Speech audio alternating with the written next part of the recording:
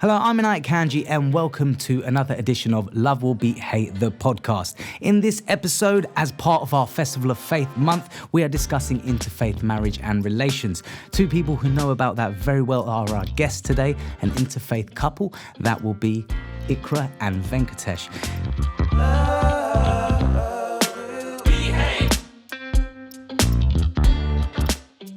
Iqra is from a Muslim background and Venkatesh is a Hindu. But unfortunately, both of them experienced some extreme negativity to their union. And that's why we're here today, to discuss and hear from them their story. And I suppose also discover how their love overcame the hate that they received. So thank you, Iqra, and thank you, Venkatesh, for joining us today on Love Will Beat Hate, the podcast. Appreciate you guys being here. Thank you. So, guys, the issue of interfaith marriage. It's a sensitive topic and one that, as you have already experienced, can often bring about some extreme negativity from certain individuals. And that's what I really want to get to the bottom of today. Why is it that people feel that way? At the same time as that, how do couples, when navigating love or, marriage or relations just generally, tackle and deal with that kind of experience? So I suppose to start with you guys straight at the heart of it, how did you guys meet in the first place? Because, often this is the first thing which families who are against interfaith try to police, try to ensure that their children don't mix with anybody from any other culture or religion, which is obviously very difficult in this generation and in this era or world. So, for you guys, how did you guys both meet? You want to go first? Very gentleman-like. So it was New Year and I just contacted him on Facebook. Okay. And then it started there and then we kind of met at a lot of events. That's true modern marriage, right? Facebook, Because we both do a lot of stuff in uni and we're part of different societies. So he was part of the Indian society and we went to a few events and kind of met each other. This is University of Huddersfield, right? Yeah. Okay, cool. So you met at the events kind of going in and about on campus then, yeah? Okay, interesting. Because you're very active, Iqra, isn't it? Within Huddersfield University and generally, right? Yep. So what kind of things have you kind of engaged with on campus to get an idea of your activism? Because my course, I'm studying logistics and supply chain management at the moment, and you don't just need to just have the degree, you need to have further experience. I go to a lot of events just related to business in general because I'm quite interested in the field. Right. And then just I like to explore different cultures. Okay. So our university is quite diverse and they have a lot of different events going on, so I like to attend them as well. Well, the reason why I mention that is because, as you've just said, you like experiencing multiple cultures. You're obviously quite a social being. You like being around people. So what was your perceptions then when going to university in terms of marriage or relations? Were you looking for a husband? Was it by chance that Venkatesh came along? Or as I say, were you already thinking within your mind, I'm looking for a specific type of individual? What was your thoughts? Well, I wasn't looking for anything specific, but when I met him and started thinking that he's the person I'm looking for. Yeah. Because I have an elder sister who's 23 and in our culture that's kind of the marrying age. Right. Okay. And there were conversations going on when at home. When they're ripe, when they're primed to get married. Yeah. Conversations are going on at home about my sister's marriage, and they were saying stuff he has to be a Muslim, he has to be this certain way. Okay, so there was conditions. There were conditions stipulated. So you were aware almost beforehand that your family would have conditions for what type of person you could marry, and that's very much around the outline of faith, or is culture also involved in that? Do they have to be from a specific ethnic background, or could it be any Muslim? No, it was culture played quite a big role in it. 'Cause, my mom's from Pakistan, and also my grandparents, so they were influencing my parents, and also it was the community around them, my aunties and So they were saying even things as though, well. like, Quranically, if we're going to get scholastic about it, we are here to learn about other tribes, as the hadith or, the Quranic ayat goes, right? We made you from other tribes. So that wasn't going down, though, in the family. It's like, let's take that rule, put that aside. The other rules are cool, though. So they have to be Muslim, but they also have to be Pakistani, then, I'm assuming? Yeah. Okay. So it's always weird, that one, isn't it? Do you find that strange, a bit of a hypocrisy? That on the one hand, as I say, we're encouraged to integrate Islamically and learn from each other culturally, but then when it comes to marriage, somehow we put a stop to that. Yeah, I think I was interested in the Hindu, from a young age, I was quite interested in the Hindu culture. I used to watch different TV shows and programs and stuff, and my parents didn't like that. Okay. So they would kind of stop me from going into that way. They were getting ideas already. Oh, really? So when I... What age was that, if you don't mind me asking then? It was from, I guess, teenage years, I guess. Okay. It started going from there, and I was kind of really interested in it. Well, what made you interested, do you think, in the Hindu or Indian culture? Because I'm Indian myself, so I'm an Indian Muslim. I'm an anomaly to you then, or your family, right? Because as I say, I'm not Pakistani, but I am Indian, so you can be interested in my culture, right? But no, but please, yeah. So what was it that was interesting to you about the Indian or Hindu culture? I think it was mainly just my friends. I had more supportive friends from that background than actually my own community. Right, okay. So I think they got me kind of interested in it. Okay, that's interesting. Well, Venkatesh, let me ask you then as well, similarly.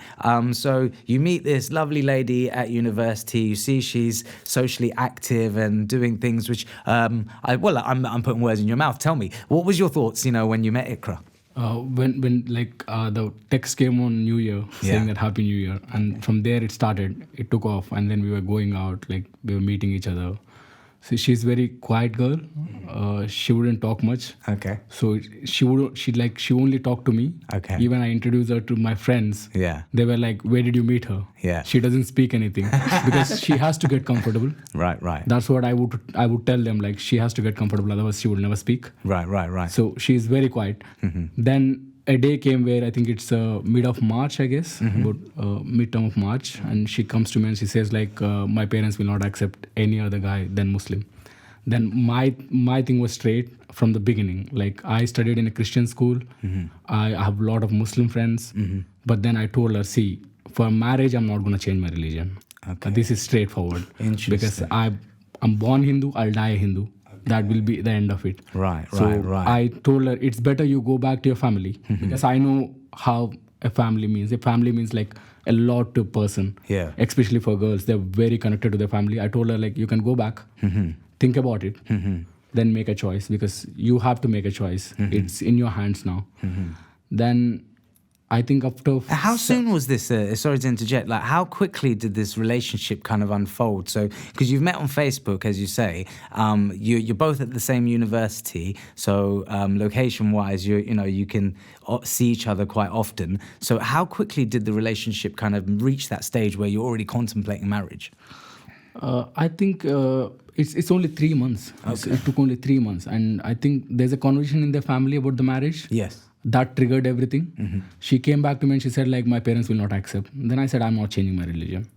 Then within 7 days or 8 days she comes to university and she calls me up. I was at work. I was sitting on my chair I think I was playing PUBG, I guess. Yeah, I think so. I'm working in a hotel actually. So the boss was very cool. Yeah. So I was playing PUBG. I get a call and saying that I'm not going home. I was like, oh. She said, I'm not going home. Wow. I was shocked because I'm an international student. Okay. First thing. Yeah. A girl left her home, sitting in the university, and she's telling me that she's not going home. I was freaked out. I called all my friends. I don't know what to do. My friend suggested me that ask her to go home. Then I went to her. I called one of my colleagues and said, can you cover my shift? I went to her. I sat with her and I told, see, this is not a way. You have to go back home. Think for 2 days. Come back. If in 2 days you decide definitely you want to do it, come back, because hasty decision will lead to something where you can't take a step back. So that's what I told her.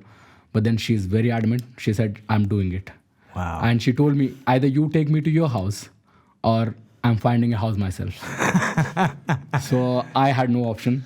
That's really brave of her. Yeah, sorry. I mean, and also it's really admirable of you actually as well, because you're very considered throughout that process. Because another person would just lead with their heart. I would have thought anyway. And in effect, you've almost given her the opportunity to change her mind. Yes, because it all comes from culture. I would give all the credit to my parents, who would say they always taught me to respect women, and you have to respect women no matter what. This is what our culture says. So she's very young to me. To be honest, like I'm 26, she's 20. Okay. So I always think what I did at that age. Right. So she left home. I would leave home at 20 because they were always opposing my things. So I would always ask her to think twice before doing anything. But then she felt that I can do it and I can take care of her. Well, it was interesting you said there, like your cultural and family values, because whilst they are very admirable, I'm then assuming, were your parents supportive then? No. Okay, they weren't either, right? My dad would never accept a Muslim. Okay. To be his, if I have to marry, it should be a Hindu. And in Hindu, there are different castes. So I come from a caste, then I have to marry certain caste. Wow. In that, there is a subcaste. So I can only marry a girl from that subcaste. Okay, so even more specific. It's more specific, it's more strict. My parents are more strict when it comes to marriage. But on a whole, they always respect any woman. But they would never accept this marriage. So with your family being so religious and practicing, and Venkatesh the same in terms of their respective religions, like I was saying, those who are of that nature when compared to those who are maybe a bit more liberal, often they have great values in respecting other people, but when it comes down to relations of marriage, it's a no-go. And that's obviously the case for you then as well, Venkatesh, right? Yes. Okay. So back to the story then. So she's making the decisions already. I want to actually break it down even further. So how did you even approach that topic with your family? Because as you mentioned, you already knew from your sister's experience what they were expecting. So to, decide to leave the family at 20 and to be with a student, as Venkatesh says. So I can relate to that, having got married very young. When you're not financially stable yet yourself, you don't know how you're going to support somebody else. It's a big step to take. So how did you approach this whole situation and addressing it to your parents? So the day I left home, I was getting a lot of calls from my parents, because obviously they just work, my parents, they were already worried where I'm gone and stuff, because I'm really close to my parents, so they'd never think that I would have just ran away. They probably were thinking that something's happened. Yeah. And I was getting loads of calls. And now I was actually sitting in the police station at the time, because I had no identification or anything on me at the time. So that was the only way to make sure that I was safe, and I was with him as well.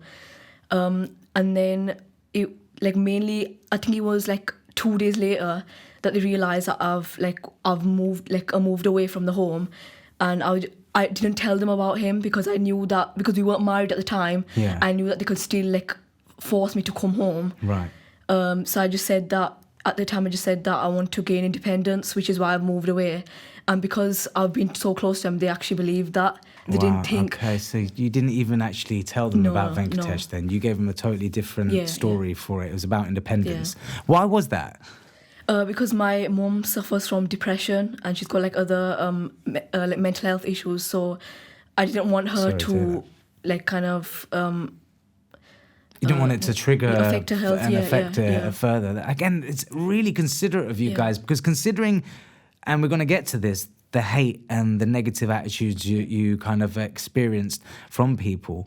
Despite that, it's a very, as I say, considered stance and quite a mature approach to it. Because, my personal experience, I actually met somebody when I was 15 in high school, 16. I fell in love. She was of a different faith group in that her parents, her mum was Muslim, her dad was Hindu, so she wasn't really practicing as such. And my parents are very, my mum was a madrasa principal, my dad was the president of the mosque. So they're literally, right? They're figures of the community. And we were talking about what the community think, and culturally it's always very important, it seems, to that generation. So my point just simply being is that I've been through this, and I didn't marry that person, and I married somebody who was ticking all the boxes: Muslim girl, hijabi, everything else. And we'll get to that point as well, because Iqra, I know you used to wear hijab and you don't now, but that marriage didn't work.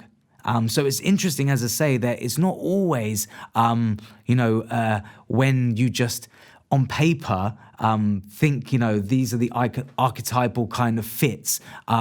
That doesn't always work. And sometimes love is, or at least I feel, is the more guiding factor in it. But if we ignore it, that's why we end up in loveless marriages. And so in your respect, how did you navigate that between your head and your heart? Because as I say, you're saying your mum's depressed. She has her own mental health issues. You don't want to break it to her. So you've left home. You've gone to a police station. This is quite crazy. And then to add to that, as I say, did anybody else in the community know about your relationship previous to that? Or up to this point, it was still all hush-hush to everybody? No, until the point of marriage, no one knows. Only my friends know it. Okay. We kept it in such a way so that we don't get any issues to her or to me. Right. And my friends helped me a lot. And even when we went, was that because you foresaw that you would get that negativity? Yes, we were sure about it. Okay. But one more thing was, when she left home, it's about 1 month, I did not take any decision. She was staying with us. We took a different accommodation for her. Okay. Just in our floor. Yeah. She had a different room. Yeah. Although we're staying together, we maintained it in such a way that she's staying different. Okay. But... can I ask, and I'm going to be quite frank as well. Now, is that for moral reasons, from an intimacy standpoint, that you wanted to keep some distance still before marriage and everything else, or was it merely for some other reason? It's a legal reason, because you can't stay in one flat, 2 people. It's not allowed according to the accommodation rules. Okay. So we took 2 accommodations. Okay. But then there came a point... Was the other thing a consideration at all, if you don't mind me asking? Because this is, again, what people probably are wondering, the idea of haram acts before marriage, the idea of holding hands and following heart, before actually signing on the dotted line is forbidden. Is that the case with Hinduism, in the sense that girlfriend, boyfriends, is that looked down upon? Is it celebrated? What is the kind of stage we're at in that perspective, in this age? For me, Hinduism is different. Mm-hmm. What they preach is different. Okay. People, what they follow. See, there are extremists everywhere. Mm-hmm. Even in Hinduism, I've seen extremists who talk about before marriage, you can't do this, you can't. I'm a very liberal guy. Mm-hmm. I think I started living by myself from high school. Mm-hmm. I told my dad I can't stay with them anymore. And he was fine with that until when I'm educating myself, I used to stay alone. Mm-hmm. So it was never a matter to me, but I think it's a matter for her. She believed in that, she believes, and I always respected that. Well, this is an interesting point as well, because like you said, you've categorically stated, regardless of who you were open to marry, and you didn't put a specification on your mind, you did, though, put a specification on your faith, in that you wouldn't change your faith. Similarly, is that the case for you, Iqra, then? Are you still a practicing Muslim in your eyes, do you think, then, yeah? Yeah. Okay. I do, obviously, both stuff from both cultures. So. The community doesn't know. So up till now, it's quite a private affair. So it's something that you can almost navigate together without the extra pressures from outside and other people pointing their fingers and kind of stirring the pot themselves. Because that would naturally happen, I'm sure, right? People almost pose those counter arguments to try and spur you into an idea of maybe this is not going to work, And maybe this is an appropriate point to ask the question about the hijab then, because you previously wore hijab. At what point did you take your hijab off then? Not that it's relevant, but maybe it's interesting in the respect of, were you wearing your hijab again because of your family, or was it a personal thing? I mean, what was your reasoning behind wearing it in the first place? I started wearing it when I went to high school. It was only because the people around me were wearing it and I thought I had to wear one. And then my parents were okay with me not wearing it at the start, but then once I started wearing it for 1 or 2 years, I felt really uncomfortable in it. I just didn't like wearing it. But then, because I've got 2 sisters, because they were both wearing it as well, my parents were thinking that if I just suddenly remove it, it look bad. Like if my other family sees me, they'll think like what she's suddenly changed. And it was like cutting my neck as well. Okay. So like I was feeling like really uncomfortable with it. So then when I like started asking like, what do you think? Like if I suddenly remove it, what will I get any like nasty comments or anything? Because like I take things to heart quite easily. So if someone says something, like it gets to my mind a lot. But then he said like if you, it's up to you. If you don't want to wear it, then you shouldn't just like keep it on just to please other people. Which is true. I mean, like anything, whether it's you are of practicing faith or not, at the end of the day, a principle without belief is kind of pointless, right? And that's interesting to hear then. So, because it seemed like another issue of conformity and pressure, right? Rather than belief. So going back to it then, so nobody knows in the community as yet. So at what point did you inform people? And like you say, marriage? Was it on the marriage day itself? Was it after the marriage? When did people start finding out? The first thing I told her was like after 1 month, she literally asked me, like, I left my home. You're just playing around. You did not book a marriage. You did not find out how to marry someone. So you're playing around. I said, no, I'm not playing around. The first thing in my mind was you left home. I thought you wanted to really leave the home. I never thought like you really wanted to do this. You're up for this. Now you told me I'll do everything. So I went, I found out, I took the number because I'm an international student. We have to book everything in Leeds, not in Huddersfield. Okay. So we called the immigration in Leeds. We went there, we had an interview. And after the interview, they also warned us, saying that you being a Hindu, she being a Muslim, you're taking a great step to head. Like, because in England it's allowed. Yeah. But people of community, they don't agree. Well, you're very right, because I mean, if we look at like kind of current affairs and things, which have occurred, I mean, you only have to look at India and the whole Modi party and situation at the moment to know what the climate is between Hindus and Muslims, right? Then you go beyond that, be it the Pakistan-India division. Beyond that, you take it to just modern day times in terms of, I've got an article here about a Facebook report where a Muslim and a Hindu couple, again, similar, they basically came together and got put on a love jihad hit list. So, in effect, she and her boyfriend were targeted publicly on Facebook by, along with another 100 other couples, and it basically had instructions for what they quote as, quote, "This is a list of girls who have become victims of love jihad. We urge all Hindu lions to find and hunt down all the men mentioned here." So this is for Hindu girls basically protected against these Muslim men. And it's also because, unfortunately, there's a climate of belief that Muslim men, certain Muslim men, in a quest of love jihad, they go about basically trying to convert people. So through marriage, in effect, look for non-Muslim girls. And so with all these narratives kind of floating about, it's inevitable that there's going to be some negativity to expect, right? Yeah, that's compulsory. And to be honest, like while we are coming, I think we met someone at the airport. This guy, like he was giving us boarding pass. He's a Muslim. Yeah. As soon as he saw us, he said, "You guys are married?" I said, "Yes."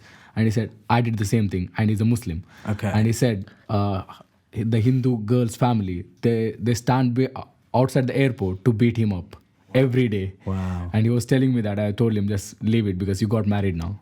They're not going to do anything. They're going to try for 20 days, 30 days. They're going to get tired and they're going to go back. You think so, yeah? Yeah, because that's going to happen anyway, because it's India. Okay. So eventually, like, yeah, that is there in India. Yeah. I felt it. I've seen it.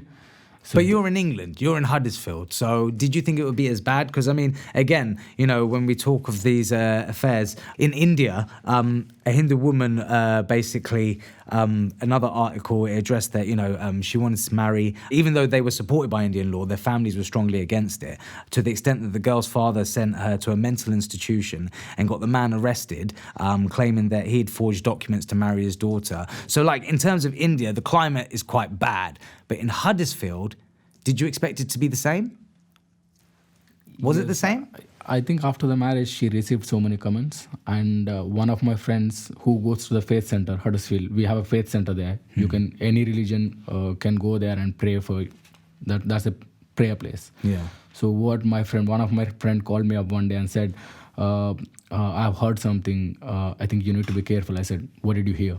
Then he says like group of Pakistani boys who came to Huddersfield like to study in the university. They sit around and they were saying that if it is Pakistan, we would have killed him. We would have killed her. Okay. Then I was like, yeah, if it is Pakistan, it's not Pakistan. Then he says like, be careful anyway. Right. So we have faced this, and like some PhD students from university started commenting saying that why did you remove the hijab? Well, okay, yeah, I mean, because this is what I mean. They will immediately attach it to you, isn't it? You know, and they won't take the time to find out. They'll presume that it's you, despite everything you've explained, Iqra, isn't it? So I mean, again, how did you? Because you said that, so they found out after your marriage. How did you go to the marriage? Did you have a Muslim event and a Hindu event? Did your parents come to the marriage? I mean, because like you say, how did you break it to your family? You can say it Hindu Muslim married in a church. Okay. So it's a proper melting pot. Okay, yeah, okay. Look, so we wanted to marry that way. I think the registrar asked us like, what religion, like what faith, and you want to marry that way, we can come and see the marriage. I said no, we want to marry in a church, and that's the best way we thought. And two of my friends because it's a middle ground. Yeah, that's what I thought. Okay. That's what I thought, because if I marry as a Muslim, yeah, my parents will be asking questions. If she marry as a Hindu, her parents will, and I don't want her to compromise on our religion. I don't want me to compromise on my religion. Right. We respect each other's religion, and the third religion that's supporting us is Christianity, so I went for that. So were your parents supportive then when you broke this to them, that we're going to get a church wedding as a Hindu man and a Muslim girl? Did you wear hijab on the marriage then, or was this, you'd already taken your hijab off by this stage, right? So again, because like you said, you must have been very scared of what your parents would think. So not only have you taken your hijab off, you're now getting married in a church to a Hindu man. Do your parents turn up? No, so it was it was on the actual day, because I post a lot of stuff on social media, and like I didn't know how to tell my parents, and I knew if I put a picture up, they'd definitely see it, and then start saying like what's happened here. Because you're not living at home at this period anyway, no, right? And have you developed a communication with them at this stage or not? Yeah, so when I left the home, I think it was like after a week, they kind of accepted that I want to get independence now. Okay. Because they've bought the story, right? Yeah, the independent story. Because my elder sister, she wanted to actually study far from home, and she wanted to live away from home. Yeah. But it was not accepted. Right. So then, like at first they started saying like, if you told us earlier that you wanted to move away, they would have been happy with that. But I think they were just saying it so that I come back home. Mm-hmm. I think it was like still after 2 weeks, they were still saying like, you should come back home now. And they were still pressurizing me to come back. But then like it got to a certain point where they thought like she's still like, we should like accept now that she's like gone away from the home, and like we were still in contact. I would ring them and still like text them and stuff as normal. And then on the day of the wedding, I posted a picture up, and my mom had a heart attack and she went to hospital. And then... You serious? So she had a heart attack when she found the posting of you on social media, getting married to Venkatesh.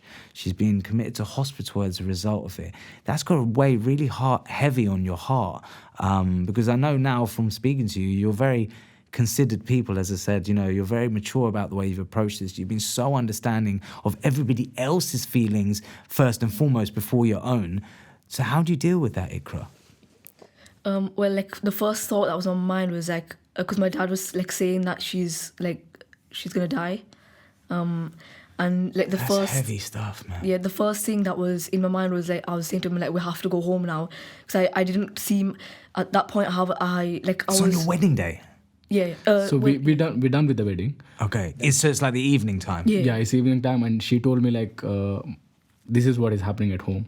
Then I stepped up. I said, okay, fine, we'll go home. Most people on their wedding evening, you know, like they're just having cake. You know, this is what I mean. Like, this is crazy. But at the same time, were you expecting this kind of stuff? Obviously, we are, because when she posted, I said, don't do it now. But she posted it because she wanted to tell them. Okay. Then my friends were there, but I said, okay, then we'll go. We'll go to her house. So how many people did you invite to the actual wedding itself then? Only 6-7 people, I guess. And it was just your friends in effect? Yeah, that's it. Your parents weren't there either? No. So they weren't supporting either? No. Okay, so it's complete solo missions at this point. Okay, right. back to the story. Sorry, yes. So your mum's in hospital, and you speak to her. You go visit her. Yeah. So she was at home at the time, but because like the ambulance crew were around her. But from what my dad was telling me, he was like saying that it's more serious than it actually was. And then when I told him like we need to go on, and like the first thing is I need to see her, see if she's okay. And then when I went in, she didn't want to see me at all. Like she told me to get out. Okay. And like that, like at that point, how did it make you feel?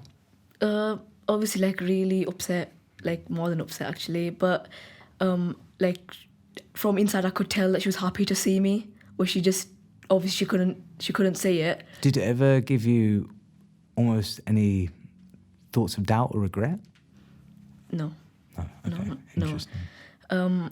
Because I knew that I really loved him a lot, and I knew that like at a certain point I had to, because like when my parents were like saying to my elder sister like about the marriage and stuff, I knew that if I found the right guy, I don't really care what religion he is, I'm just gonna go for it.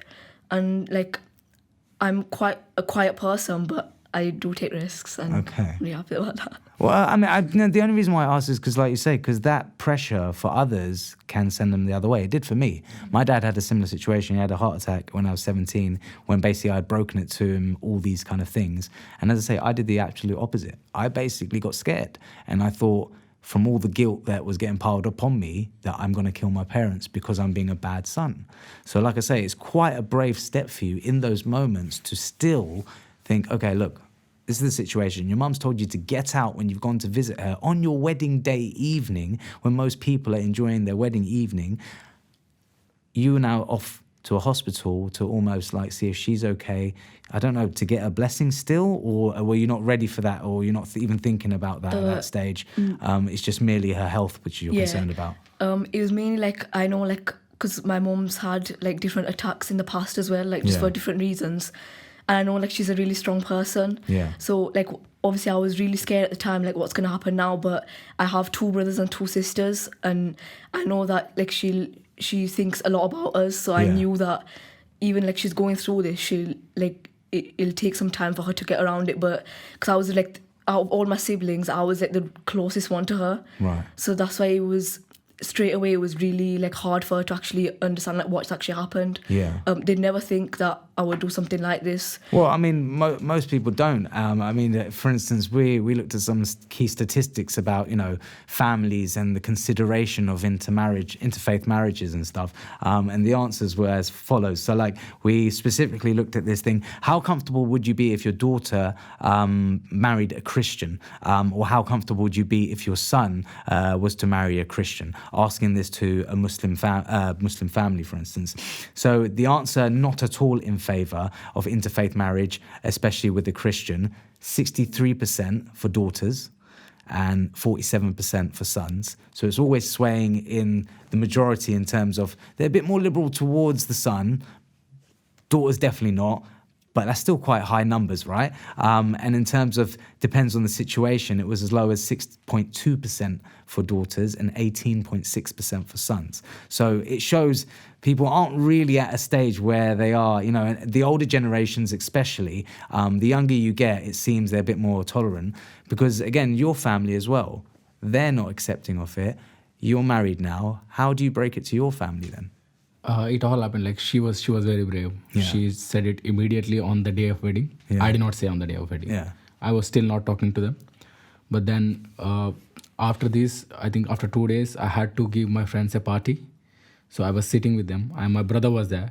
I call him brother because I worked with him, but he's an Indian. Mm-hmm. He helped us a lot in the marriage also. Okay. So I was sitting with them, and they were drinking, and one of my friends told me, "How long you're gonna hide it from your parents?" I told them like, I don't know. They said, you're doing the wrong thing. See, you got married now. They deserve to know. You're their only son, and they were expecting a lot of your marriage. So you need to tell them. So I told my sister first. I called my sister. I said, see, this is the girl, and I'm married. Then she cut the call immediately.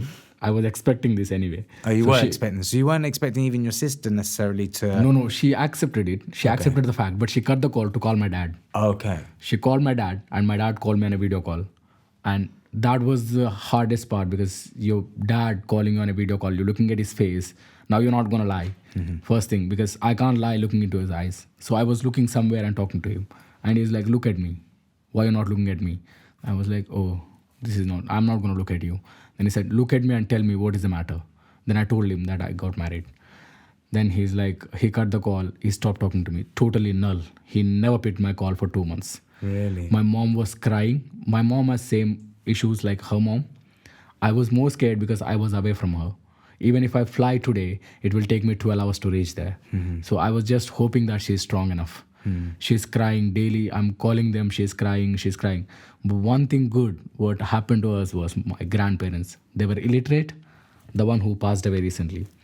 Sorry to hear that. She said one thing. My grandfather, first thing he said was, "You are happy with her?" I said, "Yes." Then fine. Whatever you've done was nice. But my grandmother, she was not accepting. She was a little bit here. But then, next day she called me on a video call and said, "Can you show the girl to me?" She started talking to her, and she started loving her more than me in last 3 months. She used to call her every day. Although there is a language barrier, I used to be the translator. She used to talk. I used to tell her. She used to talk. I used to tell her. Then she convinced the whole family. Are you serious? Yes, my grandmother. The eldest generation, in terms of within your family, is the voice of reason in this. That's amazing. And she convinced every one of them in certain way that my dad started speaking to him after 2 months. Okay. Then he told, "Okay, whatever you've done is done. It's fine, no problem. Be happy. Don't need to worry about us." But then things started happening. Then my family as a whole accepted it, although extended families will never accept. It really seems like you guys have endured a lot as it is, from your mum to, your father not speaking to you for 2 months, a hospital, the guilt that your dad must have placed upon you. And as you say, now it's going to obviously reach the wider community. If you've informed your parents, you've put it up on Facebook, so technically it's public to everybody else. You've mentioned already, the expectation you had from just speaking to people of what might occur. If you don't mind me asking, what was the worst experience you had, Venkatesh, in terms of negative attitudes or threats or anything in that regard? For me, the worst experience was people asking her about her hijab. Why did she remove it? People don't even know why did she remove it. She's very religious, to be honest. Mm-hmm. Apart from the religion, she has her rights. She knows that. Yeah. But she actually removed the hijab because it's cutting her neck. Okay. She ties it so tight, from here, she covers her eyebrows. Okay, yeah. So, and it's cutting her neck, and she comes up and says it's cutting my neck. Yeah. And I said, no God will ever ask you to leave, take your life. Yeah. Come on. Yeah. Be mature. Yeah. You can leave it. Yeah. You can leave it at home. See, first 2 days she did it. Then she's again afraid. But then after 1 week, 2 weeks, she got used to it. I'm going to play devil's advocate. What if someone just said, wear a looser hijab? She can't do that because she's used to tightening it. So she can't do that anyway. So I told her it's better to take it off. Okay. Yeah. But then a PhD student from the university texted her on LinkedIn that she will go to hell because she removed hijab. I was like, what? Then she's not replying to her. She's just crying. I took her phone. I replied to her saying that you don't know anything about what I'm facing. It's cutting my neck. That's why I removed it. If God is taking me to hell because I did this, I deserve hell. And she never texted back. And there were so many PhD. There was one professor, when she got married to me, he got to know that she married a Hindu, unfriended her on LinkedIn. What kind of stuff is that? Is he a child? This is the point, isn't it? It's something that doesn't affect other people's lives. It's a decision that you two have made, and so therefore it's only really affecting yourselves. But yet other people weighed in, and when they weighed in, it's not even with the most pertinent questions. Like, for instance, I would be more maybe concerned about maybe the children and, those aspects of how are you going to approach religion in terms of what might you teach your children? And maybe even have you had those discussions? Maybe you have ideas around that. Maybe we can address that. But to address things like, as you say, her taking off her scarf, it's such a small thing in relation to the wider picture, and it's of no business to anybody else. But yeah, maybe let's talk about that as well then, because I'm sure that you guys, must have considered like family in the future and things like that. What are your thoughts around? Because you had a church wedding, so it seems like you're quite considered in that respect. Like, how are you going to approach that, or have you thought about that? For me, I'm okay with I think parents teaching my children religion, because at the end of the day, I would ask my children to learn every religion and choose one of them or choose none of them. Okay. I would be very happy for that, because I think they should have the right to choose their own religion or no religion. So in fact, you're doing the opposite to what the previous generation or the examples we've given of our parents have done, in that you're enabling them to have the freedom of choice, and therefore, in effect, making them take responsibility for their belief. Because otherwise, it's like the hijab thing, right? You battle with it for years, and your decision maybe could have been made a lot easier earlier on if you were given the freedom just to make a choice, right? So how do you feel then, Iqra? I mean, at this point in time now, because you guys, how long have you guys been married for now then? It's not even 1 year yet. Not even 1 year. Are you still experiencing, because you said your wider family, you're still experiencing abuse from them. Is that the case then, Iqra? Yeah, it's mainly like aunties, like my parents, both parents are okay with it now. But it's just that like my parents get influenced by what other people say. So like sometimes there's people that are like sharing our pictures. So like there's a certain necklace in the Hindu religion that you wear when you get married, and I wore that because it was his mom's wish for me to wear it. Right. And there's one picture on Facebook where I'm wearing it and you can clearly see it. And there was one of my cousins who like zoomed into it and started sending it to my grandparents, and then they started like showing it to my parents, and my parents started ringing me saying like, are you converting religions? Like, why are you wearing it and stuff like that? And they like told me to remove it. Like they're okay now with everything, but it's just my like relatives that are just doing things that's making them think like they're still saying that I've done a mistake. So your parents have come round now over time? Yeah, Okay. now they're okay with it. Like on Eid and stuff, I took him to my house and they made food for us. How long did it take for them to get to that stage? Because this is something also, I don't know whether, because I'm not here to necessarily encourage or discourage, I'm not here to, give a verdict on, interfaith marriage as such. It's more just the human aspect of it, because at the end of the day, we're just humans, right? And we're just following our hearts in effect. And who thought the pursuit of love would be so difficult? But I suppose that's where I wonder, have people, for instance, tried to convert you as they've got more accepting? Have you found that they still have an angle whereby they want to convert Venkatesh, or vice versa? Yeah, so similar happened to me, where it was my grandparents that told my parents that she's married now, you can't really do anything about it. Rather than like losing her, you should like stay in contact, because they know like I think about things quite a lot, so they make sure that she's okay and everything. But there still comes times where my aunties say that if he converts to Muslim, then like they'll accept him, and even though like he's Hindu and stuff, like if he converts, then definitely they'll accept him. And obviously, Venkatesh, you've expressed that that's not going to happen for you, right? The thing is, like, I think there was a conversation where they asked me to convert, and I said, no, I'm not. And they said, like, is that so important? You might go to hell. I said, I choose hell with self-respect rather than religion without self-respect. So again, I can't disagree. Yeah, that's simple thing for me, and they were silent with that. I think most of the people don't read Quran. Mm-hmm. The worst part is they read in Arabic, which they don't understand at all. So yeah, like this is like, if you don't understand the language, why do you read in that language? It's very dogmatic, isn't it? The approach.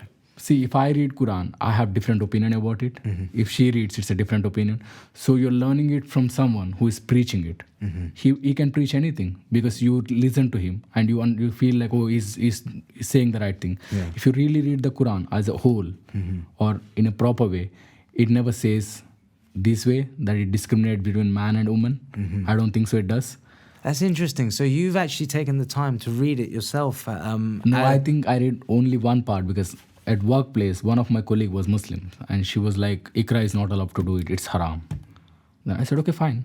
Then my workplace, there is a Quran and a Bible. And what instigated this person to get involved? Did they know Iqra well? Were they a friend of yours? Because I got married and my boss helped me a lot in this process. He's a Muslim, but he helped me a lot. Okay. He said, okay, fine, you do your marriage. I'll help you with everything, any documentation you need that you're working here. So that's interesting. So you did get some support from certain Muslims Yes, then, yes, yeah? yes, okay. I did. But this girl, she suddenly pops up and she says this thing. And I read Quran, verse 224, I guess. It clearly says you can't marry idolatries.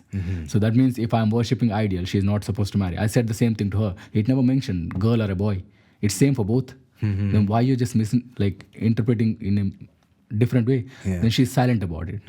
And I showed her what is in the Quran and she was totally silent about it. Well, that's an interesting question in itself. How do you navigate the idea of the religions being polar opposites to some? Because some people, that's how they pose it, right?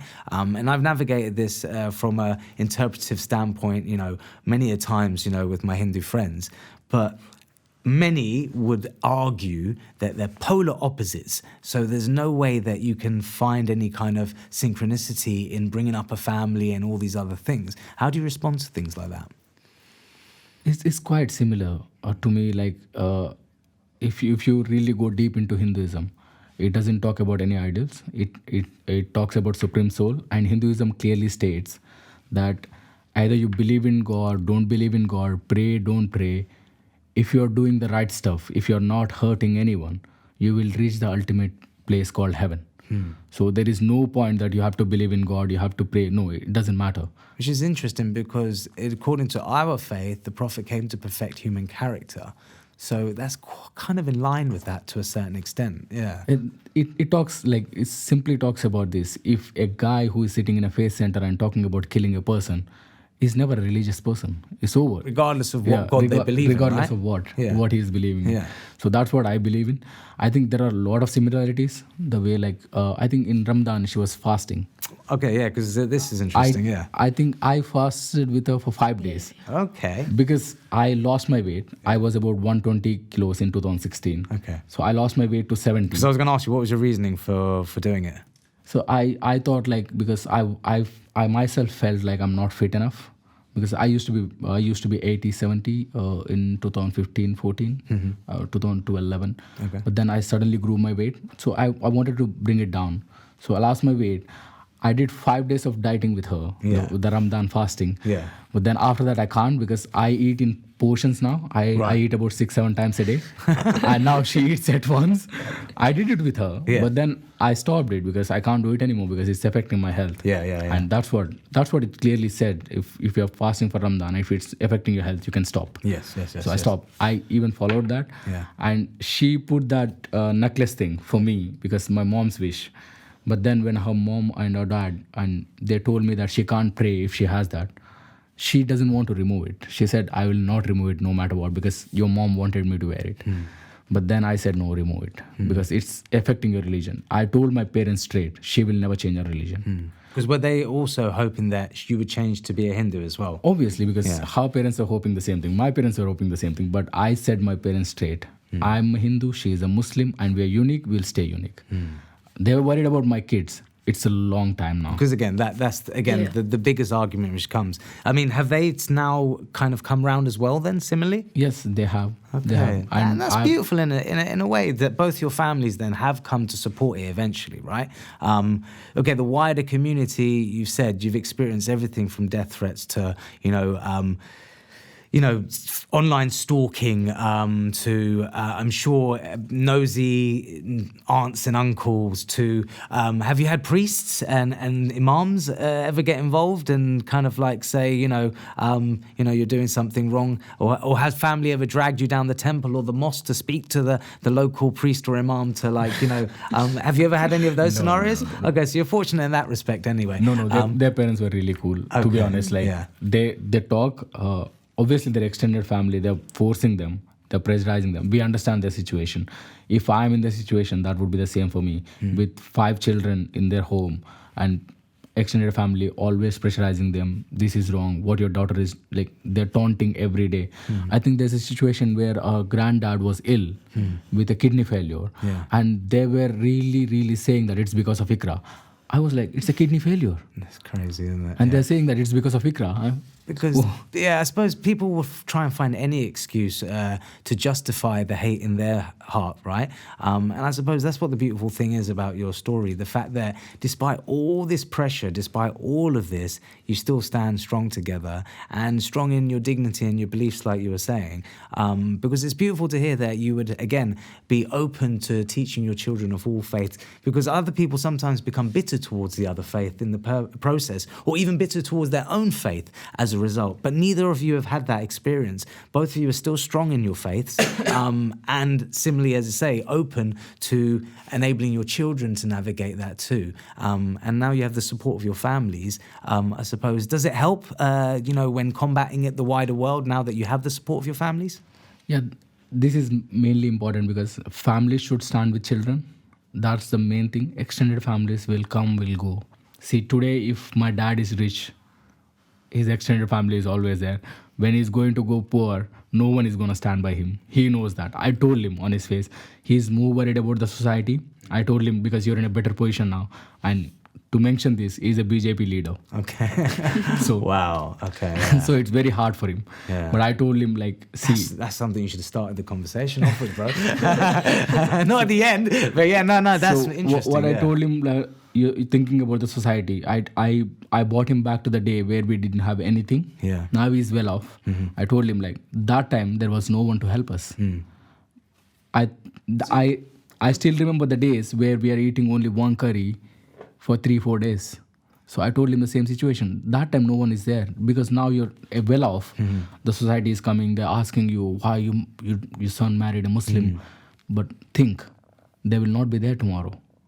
So it's you. Venkatesh, you're a wise man, as I say, because I think there's a lot we can learn from Iqra and your story. And even that is an example of another full circle, right? Where you've educated your dad on something based upon your experience, because it is unfortunate that we care so much sometimes about what society thinks and what others will think, who sometimes are not even involved in our lives, right? It could be Joe Bloggs from down the road or Raj Patel from down the road. The point is that, sometimes they're of no effect to our life, no benefit to our life, and they're not even involved in our life, yet we listen to them, especially the online people. So yeah, I just think it's a testament to both of you that you've been able to endure all of it, and still you stand strong in your faith, you stand strong in your love. So I suppose that as a last closing or parting word, what advice would you give to other people out there who are experiencing a similar situation to yourselves, who might be enduring, hate from the community, ostracization? Because I could talk to you for hours, guys. Unfortunately, our time is up. But what would your final words be to people? And please, both of you, I'd like to hear something from both of you. Iqra, what would you say to people in a similar situation? So I think it was like 2 weeks ago. There was a girl who was in a similar situation as me. Well, she was. She started texting me saying, like, I've seen like some of your posts on social media, especially about like the hate comments you're getting and stuff.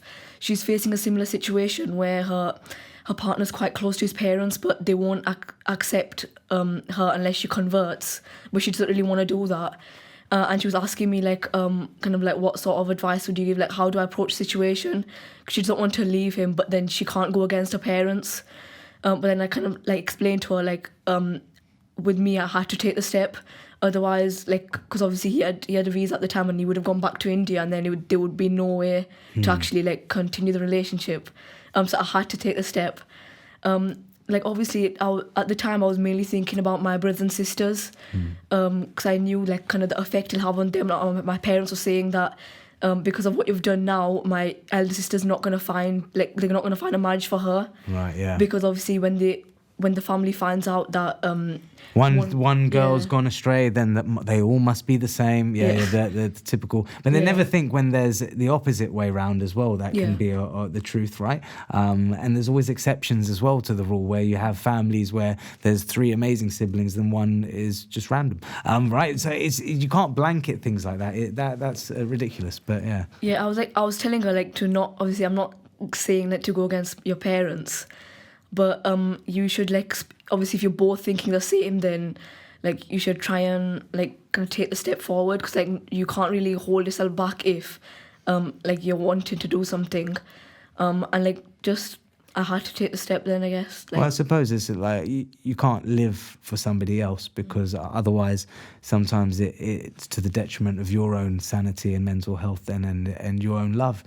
because then you have loveless marriages to please other people. And Venkatesh, similarly, like, I mean, from all of this experience and, you know, what would you say to people out there who might be experiencing something similar, or even to people who are looking down upon those in your circumstance, or you know, are those who give the hate, to unfortunately put it in those terms? I would really say like be financially stable first before taking anything. True Indian. So, yeah, because that's what she did, I guess. But it's true. At the same time, it is true. Yeah. When she left the home, she knows that I'll be working, I'll be earning. Because it's an added pressure, right? Finance, yeah. She'll be working, she'll be earning. So that's where we were so like, we don't care about the society anymore, because we are financially stable. We can do anything. Mm-hmm. So that's where everything starts. Mm-hmm. I know it might sound stupid, love beats anything. Yeah, we can say that love is everything, love can do anything.